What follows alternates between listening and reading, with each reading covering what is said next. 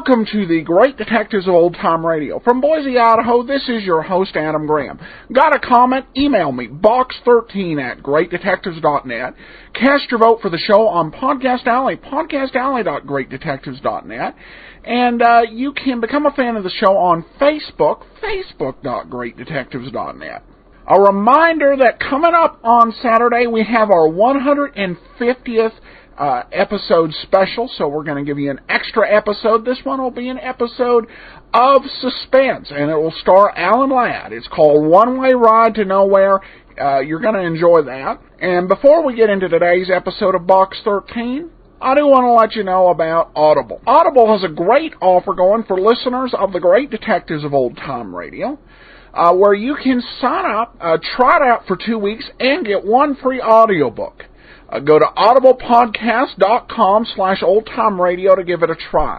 I've mentioned before you can get Shadow, The Night of Darkness, including 2 never-before-released episodes of The Shadow, as well as an array of other radio dramas, including some dramatized versions of A Hobbit and The Chronicles of Narnia, as well as a subscription, audio subscription to your choice of either the New York Times or the Wall Street Journal. So you can try that out. Go to audiblepodcast.com/oldtimeradio. That's audiblepodcast.com/oldtimeradio for your free trial.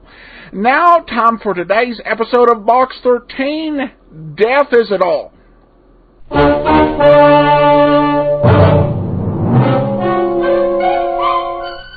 Box 13, with the star of Paramount Pictures, Alan Ladd as Dan Holliday.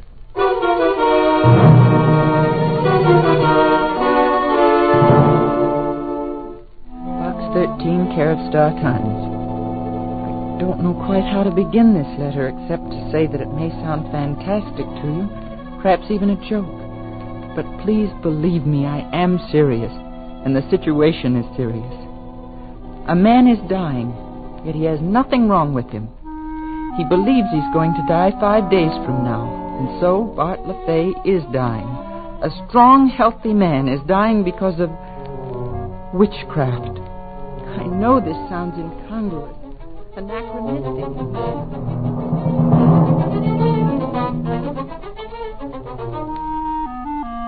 this 20th century. But if you will come to Bayous, Louisiana, you will see for yourself and perhaps be able to help. Sincerely, Doris Gordon. Sure, I laughed when I sat down to read Miss Gordon's letter. But the laugh stopped in Bayous, Louisiana.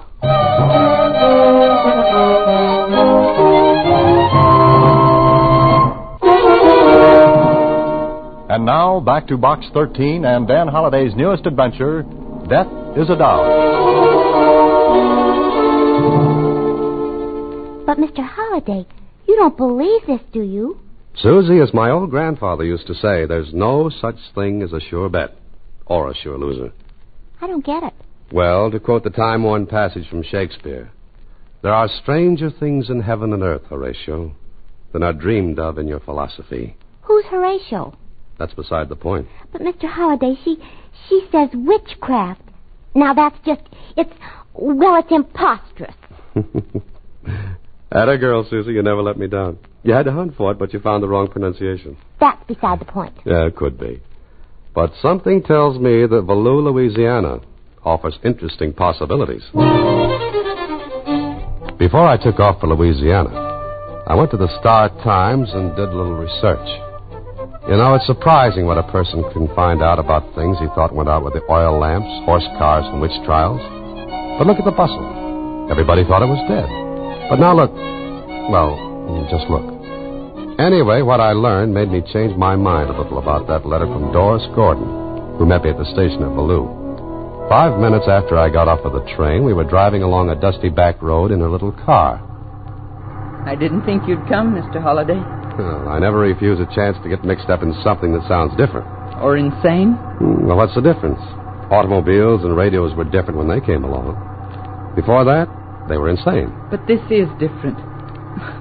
We're in the 20th century. Salem and the witch hunts are history.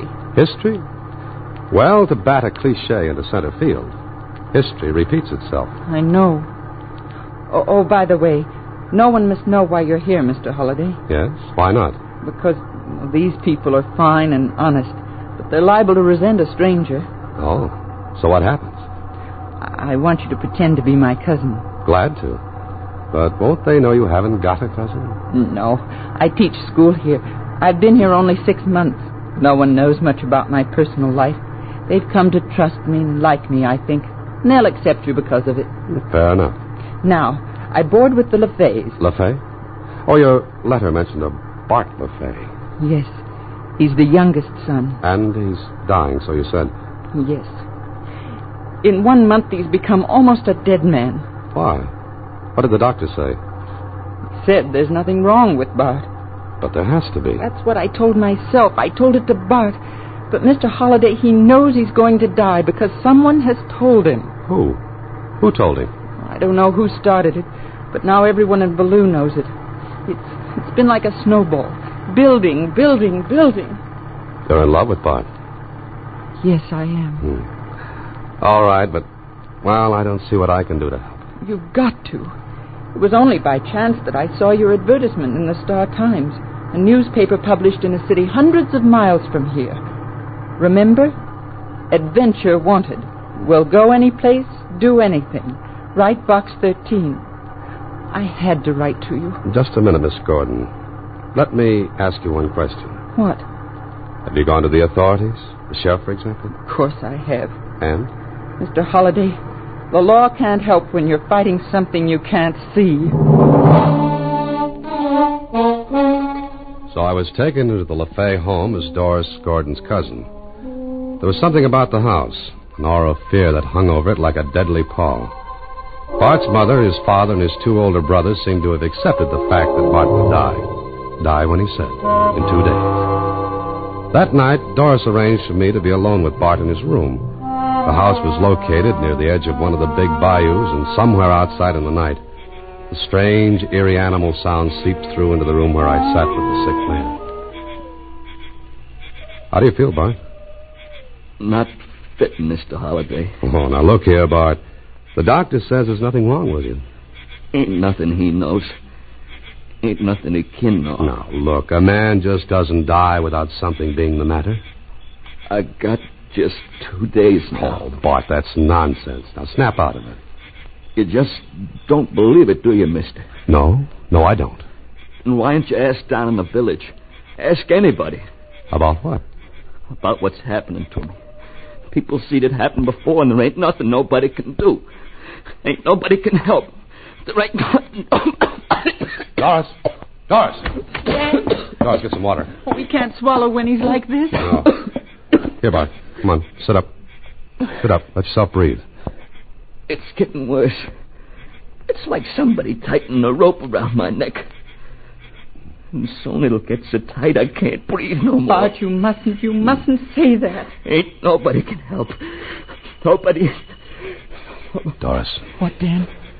Where's the doctor? In the village? I'm going there. You stay here with Bart. All right, take the car. There's only one doctor? Yes, Dr. Brennan. All right. Now, don't leave Bart. I'll be back soon. I'm sorry, Holliday, but there's nothing I can tell you. There's nothing wrong with Bart LaFay. You're sure of it? Look, anything that drags a man down from 200-odd pounds to 150, I'd know about. Maybe I'm just a village Oh, I didn't mean it doctor, that way, Dr. Brennan, but as you say, a man can't lose over 50 pounds and look as Bart does without a cause. I know that, as well as you do. Yes, well, better than I do. So let's be honest with each other. Honest? What do you mean? Because you're a doctor and because you're rational, logical, and reasonable, you won't let yourself accept the only explanation of Bart's illness. I can't listen to any such nonsense, Holliday. Is Bart's condition nonsense? You're supposed to be an intelligent man. Yes, and so are you. Because I am, I won't think about it. You've never seen it happen before. No. But you've heard about it. Anybody who lives among people who believe in it has heard about it. All right. Now, Doctor, let's say what we're thinking. I'm not thinking anything. Bart LaFay is dying because he's the victim of witchcraft. You don't believe that. If you mean witches, charms, potions, and that stuff, no. I'm as hard-headed as you are. But Bart believes it. Why, it's ridiculous. To you and me, yes. Maybe a hypochondriac is, too. But to him, his imagined illnesses are real. You don't laugh at him and send him away, do you? Well, of course not. And I'll tell you why not. You know his illness is in his mind, so you play along, comfort him. Because if you didn't, you know he'd become worse, simply because he'd think he was. Well, all right. Supposing you're right about Bart. What can we do about it? You've told him there's nothing really wrong. 100 times. There's nothing else I can do. But I might be able to help. How?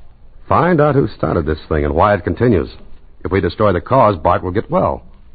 Do you expect me to help? Won't you? Halliday, I'm a doctor, a physician, a member of the association. If I poked around in something like that, what effect do you think it'd have on my reputation? Yes, I see your point. And it's up to me alone. I'll help you, up to a point. Beyond that, well, it's all yours. Fair enough. Now I've got to talk with the people here. You won't get very far.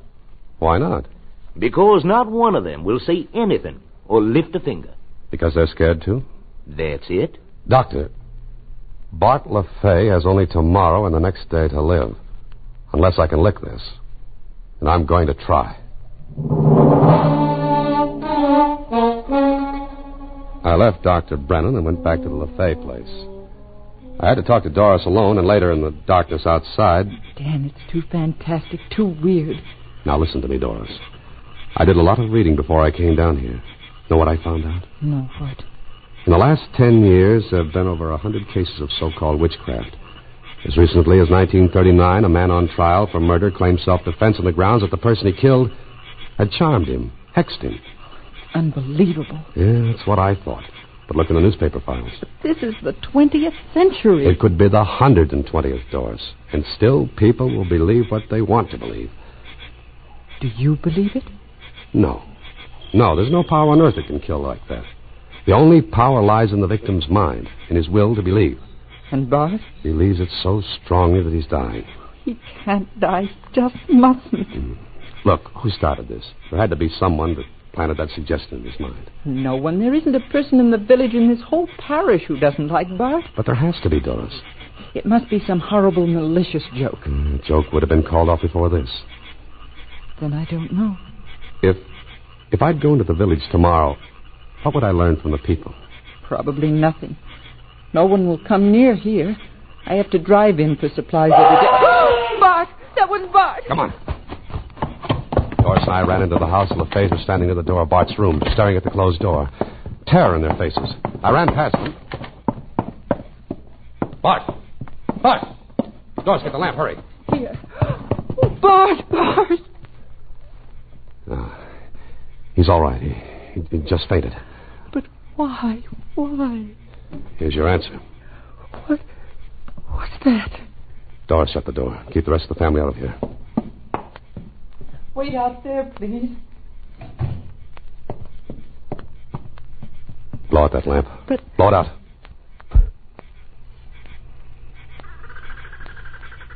What are you looking at? Is there somebody in the clearing outside? No. No, not a soul. I didn't expect to see anyone. You didn't expect? Look. This charm that made Bart scream was tossed in through this window, Doris.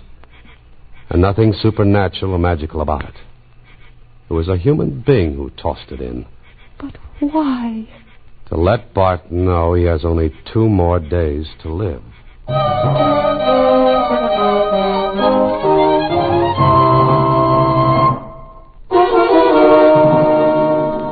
And now back to Death is a Doll, another Box 13 adventure with Alan Ladd as Dan Holliday.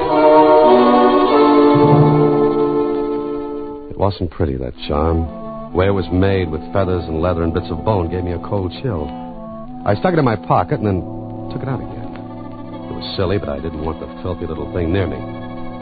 Bart came to. We made him comfortable, and I spent the rest of the night sitting by his bed.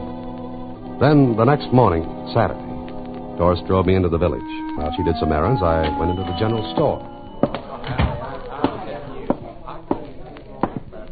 Morning, mister. Oh, good morning. Can I do something for you? Well, I... Stranger here, ain't you? Yes, I just came in yesterday afternoon.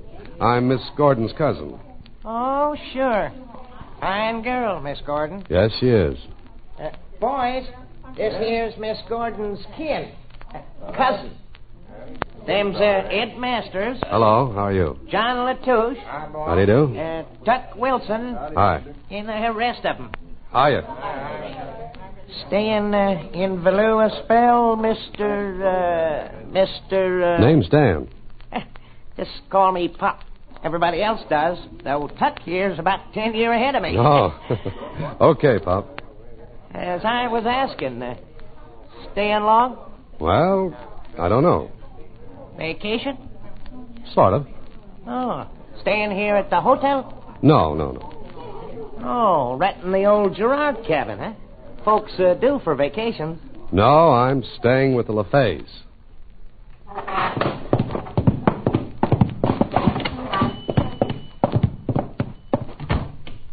Well, I must have said something wrong. That's one mighty good way to clear the store. Just mention LaFays. Aren't the LaFays liked? They was. Was? You come in here to buy something, mister? No, I... Well, then I gotta get busy. I gotta get some stock put away. Oh, now, just a minute, Pop. Huh? Want something? I want to know something. Maybe you can tell me. Depends. I don't know much. I'll make it worth your while. You can put away your money, mister. If I wanted to make talk, I wouldn't take no pay for it. Oh, I see. I'm sorry. You ain't staying long with the LaFays, are you? I don't know. You better know. Listen, Bart LaFay's dying. Is he? You know he is. He's been ailing, not been fitting. Pop, who's doing it to him? I ain't got no idea what you're talking about. I think you have. You can't stand by and see a man die like that. Sooner or later, we all got it. Pop, if you can tell me anything I ain't no use of asking me. But effing you want advice, mister, don't stay no more at the LaFays. I gotta get back to work. Oh, now, wait a minute, Pop. Well, it was useless to try that anymore. I went outside and stood there for a moment. Then I glanced back at the store, and staring out at me from a window was the face of a girl, about 18. And if ever a face showed fear, there it was. Before I could move, she pulled back and away. Outside in the street, little groups of people stared at me, and when I looked back at them, they walked out of sight. Farther down the street, I saw Doris, and she was talking with a big, husky fellow, and I walked toward them. Dan, what did you find out? Nothing. Oh, I knew it. Oh, Dan, this is Didge Lawson, Bart's best friend. Didge, this is Dan Holliday, my cousin. How are you, Didge? Fitting? Them yellow livers was scared, huh? Looked like it. Look here, mister. I ain't scared. If you want any help, I'll give it to you. Thanks, Didge. But can you help? Maybe. I've got an idea. An idea, Didge? About what? Look here. Someplace out in the bayou is what's killing Bart. In the bayou? Yeah. I know that there bayou like the back of my own hand. Some funny things can go on out there, mister. Like what? I see the doll once, hanging from a tree, dressed up like a man it was, dressed up like Bill Dakin. Ain't long after that, Bill took sick.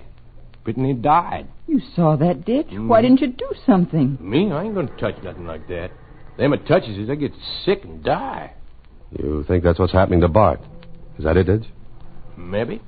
I see. Well, thanks for offering to help. That ain't nothing. We'd better be getting back now, Dan. Huh? Oh, yes, sure. Glad to meet you, Dan. See you, yeah? Yeah, I'll see you later. Bye, Didge.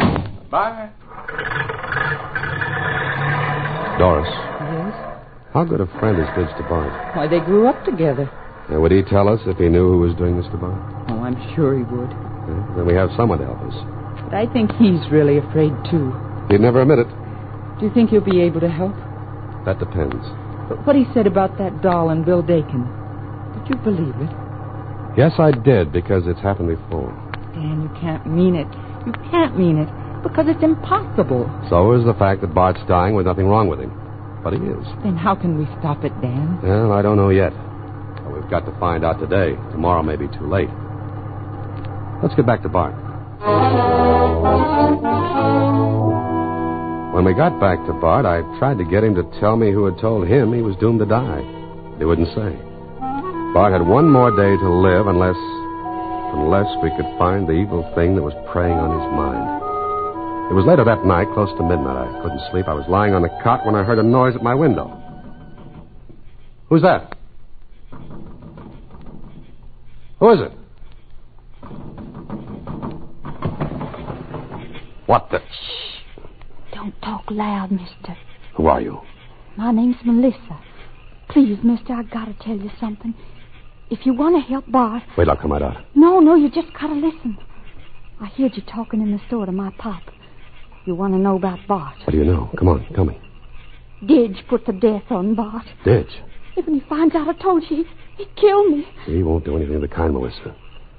Now, what do you know about this? Everything was all right till she come here. She? Miss Gordon? Her. Didge got smitten with her. Oh, now, Melissa, we'll fix all that up. But you've got to tell me what you know, quickly. When Bart took sick, I knowed it was something Didge had done. I followed him out to the bayou. And? 5 times I followed him to Grandma Juno's place out there. Grandma Juno? Who is she? A witch. Melissa, there's no such thing as a witch. She is. All right, let it go. What else do you know? Didge gone out there again tonight. Tonight? How do you know? I saw him taking his boat out of the shack. Mister, he's gone out there tonight to see Grandma Juno. This'll be the last time. They'll twist the thread around Bart's neck, and tomorrow he'll be dead. Melissa, can you take me out there? Me? No, I ain't going no more. I ain't. I'll take sick and die. Wait right there. You and I are going into town. What for? Never mind, just wait there.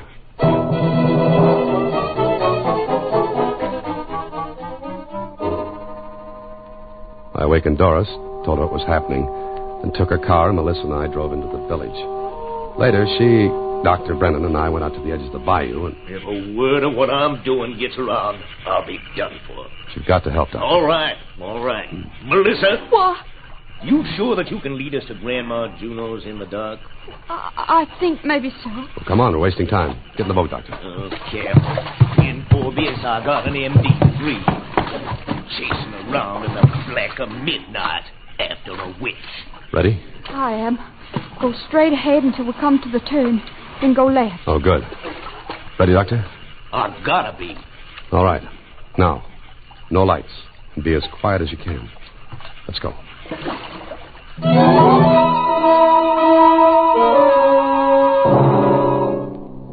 Maybe I'll live to be 100. Maybe I won't. But I'll never forget that midnight boat ride. All around us, the huge cypress trees jutted up in the moonless sky. The drooping Spanish moss brushed our faces, and it was too dark to see a foot in front. But Melissa, she knew what she was doing and where she was going.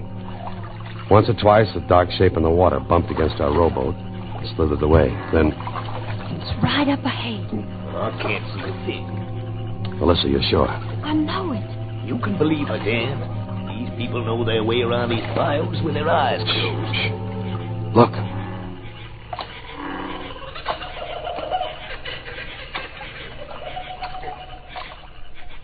There's a lantern up ahead. There's Didge's boat. Stop rowing, Doctor. Easy. I'm going to take sick and die. I'm going to take sick and die. No, you're not, Melissa. Look. Good heaven. Up ahead, on a little island in the light of an old lantern, were Didge and an old woman. Didge was sitting on a log watching while the old woman crooned over a doll. Crooned over it and wrapped a string tightly around its grotesque neck. Silently and slowly we got closer until we could hear her words. Breathe and gasp your last, my son. Tighter on your throat. The devil's hand is clutching. Melissa. That does it. Who's that? Get away! Come on, Doctor. He'll shoot. He's got his gun. They can't see us. Melissa, stay in the boat. Stop where you are. Don't you come no closer. If you do, I'll... Kill him, Didge! Stop him! Holiday, his gun. Don't let him get it. Curse to you, the devil's death! Didge! Pick up that gun, Doctor. You get it for this, mister. You get it. Now give me that doll. No. Give it to me, I said. Look out, Ted. She'll knife you. No, she won't. That's better. Now, let's get back to Bart, Doctor. What about Dibs? He seems to like it out here. We'll let him enjoy it a while longer. Keep his gun. Here, let me see that doll.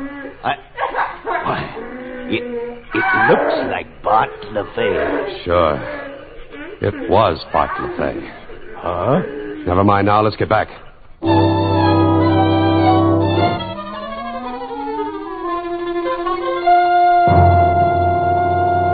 You see, Bart? This doll, it can't harm you now. Things like this can never harm anyone. It's in your mind. Look, I'll unwrap the string from its throat. You'll be all right. That thing was doing it to me? No, your mind was doing it, Bart. That's all. You'll get better now. But what about you? What about me? Grandma Juno will get you. No, she won't. Bart, believe me, there's nothing in the world like this can hurt you. So I'll go back home, and the worst that can happen will be my own fault. Sure. Where's Doris? Oh, I'll send her in when I leave. I can't thank you rightly, Dan. Yes, you can. Just remember what I told you, Bart. No harm can ever come to you unless you bring it on yourself.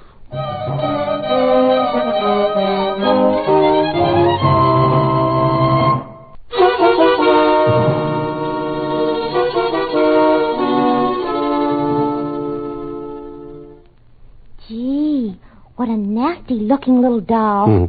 It's not pretty. And he actually believed this was killing him? Well, he knows better now. Do you feel all right? Of course, why? Well, I just hate to think of that terrible old woman sticking pins in you. Oh, not a chance, not a chance. Now, let me sit down and look at the mail. Oh, Mr. Holliday, what's the matter? Oh, I felt as though something stuck me. Mr. Holliday, Susie. Oh, my knitting needles. Yeah. Good night, Susie. Next week, same time, through the courtesy of Paramount Pictures, Alan Ladd stars as Dan Holliday in Box 13. Box 13 is directed by Richard Sandville, and this adventure was written by Clark Robley. Original music is composed and conducted by Rudy Schrager. Part of Susie is played by Sylvia Picker. Production is supervised by Vern Karstensen. Box 13 is a Mayfair production from Hollywood.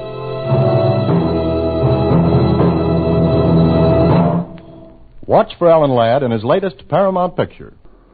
Welcome back. When an old-time radio show has an episode that's set in somewhere like Missouri or Mississippi or rural Florida, you can expect that you're going to get a lot of, or Tennessee, the portrayal will include a lot of hayseed-type characters. When it's going to be in Louisiana, it's going to be something else entirely. New Orleans, the Bayou of Louisiana, an incredibly mysterious source of stories and a place of great mystery that really did seem to fascinate writers. So this story, while not set in New Orleans, you've got this Bayou thing with the witch, somewhat similar to what we saw in the Haiti episode of Johnny Dollar with Charles Russell. Here they take just a real pure scientific approach on this, which is kind of interesting, though a lot of the episodes are a little bit creepy. But the knitting needles at the end was kind of an interesting surprise. All right, well, let's go ahead. We'll get into some listener comments from Facebook. I posted my article where I listed all 6 detective shows that have more than 100 episodes in circulation, detective actor combos, and I commented, in the golden days of radio, having a show run 100 episodes wasn't a big deal. With many shows doing 50 episodes a year, it was only a matter of lasting 2 years. And Jocelyn commented, too bad it's not like that now. Well, it can definitely, I don't know if the actors would quite agree with you, though I don't think it was as big a deal for the radio actors as it would be with television. Television really was much more of an all-consuming pursuit. You had to write more and do more and a lot of the TV shows began with much longer initial runs, but it basically got to a point where they just would not continue to do that due to the expense and the energy required. With radio, I was reading one actress wrote about how she liked doing radio because she could basically, just have her house, in the suburban part of Los Angeles, drive in and record the show and just go about living a normal life, rather than this very hectic shooting schedule for television. Television, I think, may have been the big thing that made it so hard to continue at the pace that radio set out. Unshackled, the longest-running radio drama out there, still manages to do 52 episodes a year, so it can be done. I think it's just television and the intensiveness that makes that such a challenge. And finally, Christian comments on Facebook, I just wanted to say I love the show. I found old-time radio and fell in love with all the different mystery and detective stories. I've listened to a lot of podcasts, but had never heard Box 13 or Let George Do It until your podcast. They are my favorite. Well, thanks. And that's part of what I like to do with the show. I like to bring kind of the old favorites that a lot of people recognize, the well-recognized shows, the Philip Marlowes and Johnny Dollar, but also to uncover some of these forgotten favorites. There are some great shows out there that don't get a whole lot of attention, even within some of the old-time radio manufacturers. But some fascinating stories, and we'll look to continue to bring those to you. Thanks for the comment, and thanks for listening. Well, we're going to wrap this up. Got any comments, email me, box13@greatdetectives.net. Cast your vote for the show on Podcast Alley, podcastalley.greatdetectives.net. And you can always call the show, 208-991-4783. From Boise, Idaho, this is your host, Adam Graham, signing off.